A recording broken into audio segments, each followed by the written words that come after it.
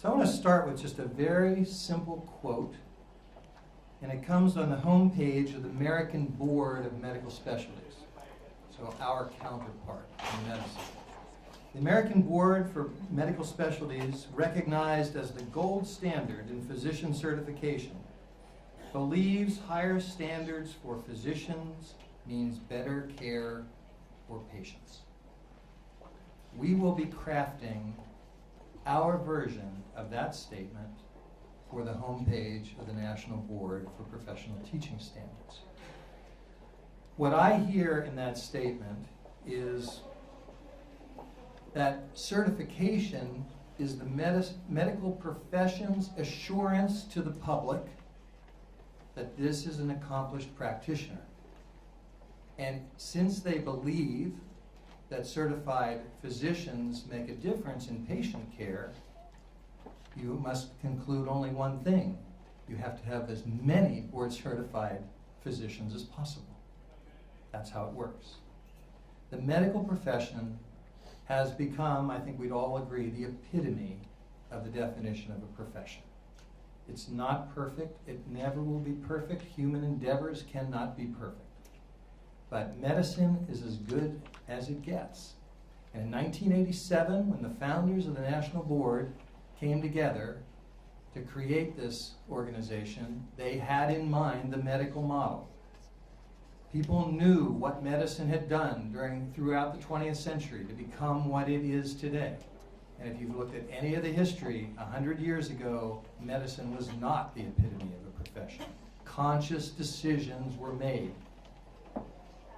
And it was a lot of work over decades.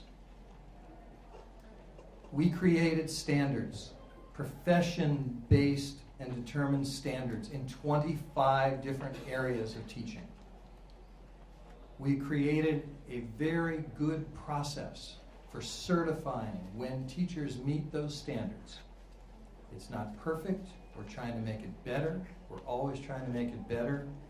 But you won't find a better process out there now that will certify, that will show you when a teacher is highly accomplished.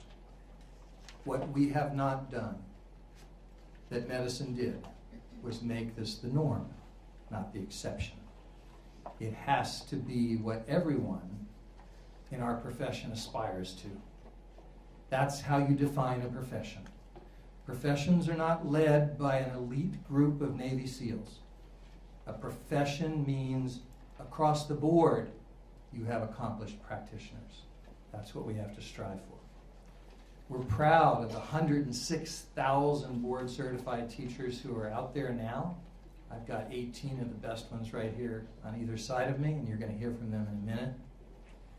But that's 3%.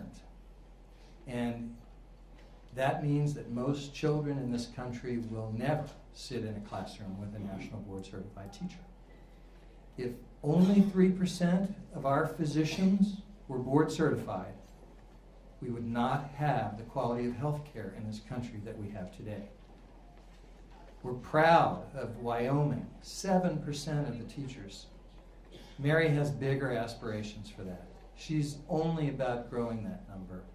And the board certified teachers in the state of Wyoming are helping to do that.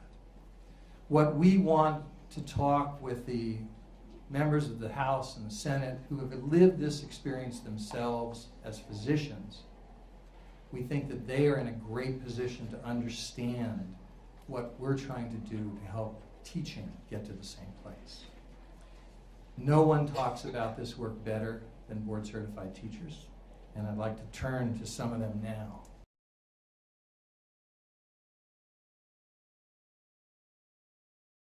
Well, I think as a principal, because I'm nationally board certified, that lends some credence to me when I say, you know, you can do this, because they know I've done it.